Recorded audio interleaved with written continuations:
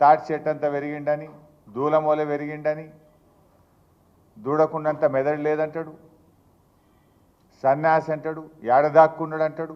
నాకు మాట్లాడరాకనా? నాకేమో కొంత మర్యాద సంస్కారము ఎక్కడో అడ్డం వస్తూ ఉన్నాయి.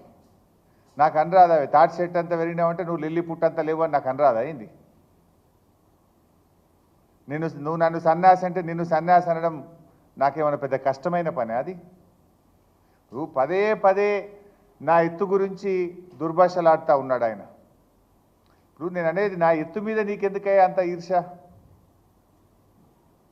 ఇప్పుడు మనం ఎంత ఎత్తు పెరగాలనో మన చేతులు ఉంటుంది. అది దేవుడిచ్చిన సృష్టి. అది మనం ఎంత ఎత్తు పెరగాలనేది మన చేతుల్లో ఉంటుందా? ఏమి అది భగవంతుడు ఇచ్చింది. నువ్వు ఎంతసేపు నా మీద ఏదో అసూయ పడుతున్నట్టు హరీష్ అంత ఎత్తు పెరగలేదని ఇప్పటికి ఒక 20 సార్లు మాట్లాడుతీవి. ఏదో పోనీలే ఎందుకు పట్టించుకోవాలని నేను అనుకుంటున్నా. ఇప్పుడు నా గురించి ఎంత తిట్టినా, నా ఎత్తు గురించి నువ్వు ఎంత మాట్లాడినా, నువ్వు ఎంత దానిలాడినా ఇప్పుడు నా అంత ఎత్తు నువ్వు పెరగలేవు. అయిపోయింది నీ పని. నువ్వు పెరగలేవు. నువ్వు గంతే ఉంటావు.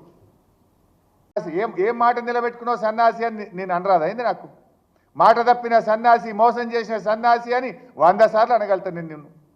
కానీ నాకు సంస్కారం ఉన్నది. నువ్వు ఎన్ని అబద్ధాలు ఆడినావు. ఈయనట అన్ని మాటలు నిలబెట్టుకున్నాడట. ఏం చెప్పినావు నీ మేనిఫెస్టోలో? 100 రోజుల్లో 6 గ్యారెంటీలు అమలు చేస్తా అని మాట తప్పిన సన్యాసివి నువ్వు కాదా? డిసెంబర్లో ఇందిరమ్మ రాజ్యం వస్తుంది, 4000 పింఛన్ ఇస్తావా, నీ మన్మడు కాళ్ళు ఒత్తుతాడని చెప్పి ఓట్లేయించుకొని మోసం చేసిన సన్యాసివి నువ్వు కాదా? ఇచ్చినవా 4000 పింఛన్? మహిళలకు 2500 రూపాయలు ఇచ్చినవా? 100 రోజుల్లో 2500 రూపాయలు ఇస్తా అని బాండ్ పేపర్ల మీద రాసి అక్క చెల్లెళ్ళ కాళ్ళేళ్ళ పట్టుకొని అధికారంలో కూర్చున్నాక అక్క చెల్లెల్ని మోసం చేసిన సన్యాసివి నువ్వు కాదా? విద్యార్థులకు 5 లక్షల భరోసా కార్డు ఇస్తా అని మోసం చేసిన సన్యాసివి నువ్వు కాదా? ఏడాదిలోగా 2 లక్షల ఉద్యోగాలు ఇస్తా అని నిరుద్యోగులను మోసం చేసిన సన్యాసివి నువ్వు కాదా?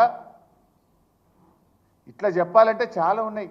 కానీ మేము ఇంతకాలం మర్యాద ఓపికని బట్టు వస్తున్నాం. కానీ మర్యాదకు కూడా ఒక హద్దు పద్దు ఉంటుంది. కానీ నువ్వేమో రెచ్చిపోయి నువ్వు ఇవాళ మా గురించి మాట్లాడుతున్నావు. ఇవాళ స్పీచ్లో మాట్లాడుతున్నాడు గాంధీ భవన్లో. రాజీనామా చేస్తా అన్న సన్యాసి ఎడదాక్కున్నాడు అన్నాడు. ఎడదాక్కున్నా?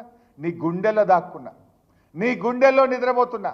నిన్ను నిద్ర పట్టనీయకుండా అనుక్షణం రుణమాఫీ గురించి గుర్తు చేస్తూ నీ మెడలు వంచి ఇలా సగం రుణమాఫీ చేయించిన రేవంత్ రెడ్డి మిగతా సగం రుణమాఫీ చేసేదాకా కూడా నీ వెంట పడుతూనే ఉంటా.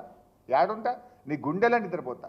అడుగడుగులో నిన్ను గుర్తు చేస్తుంటా, అడుగడుగులో నిన్ను నిలదీస్తుంటా.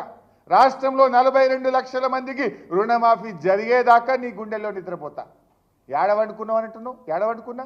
రోజు నీ వెంటనే పడుతున్నా. యాడిచి పెట్టండి నిన్ను. యాదాద్రి దేవుని దగ్గరికి పోయి కూడా నేను ఎక్స్పోజ్ చేసిన. ఇవాళ ఒక్కరోజే మీరు చూస్తే రుణమాఫీ కాలేదు, అయిపోయింది అని అబద్ధం ఆడిండు.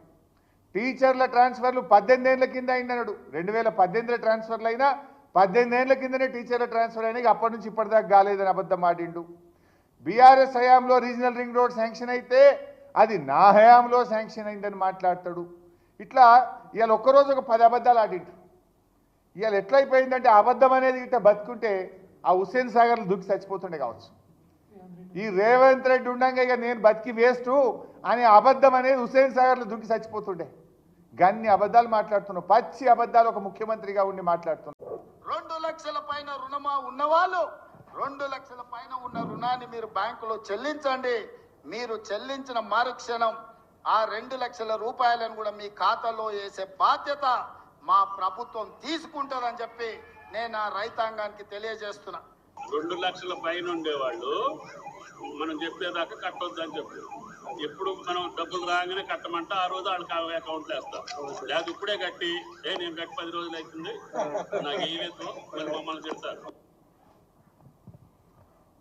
ముఖ్యమంత్రి ఏమో 2 లక్షల పైన రుణం ఉన్నోళ్ళు వెంటనే కట్టండి, మీరు కట్టిన మరుక్షణమే మాఫీ చేస్తా అని ముఖ్యమంత్రి చెప్తాడు.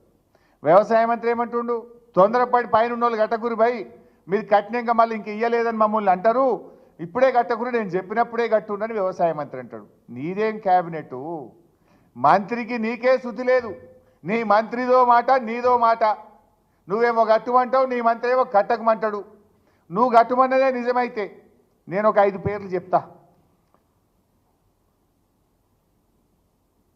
బొమ్మగారి రజిత గ్రామం తడకమల్ల 3,16,000 అప్పుంటే 1,16,000 రూపాయలు కట్టేసింది నల్గొండ జిల్లా. మరి ఎప్పుడు ఇస్తావో చెప్పు. మరుక్షణం అన్నావు కదా రేవంత్ రెడ్డి, కట్టి 15 రోజులే.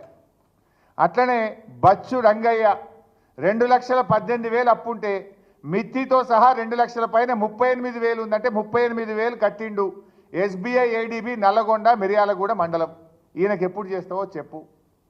అలాగే మాలోతు ప్రసాద్ 2,04,918 రూపాయలు ఉంటే మీద 5,000 రూపాయలు కట్టిండు.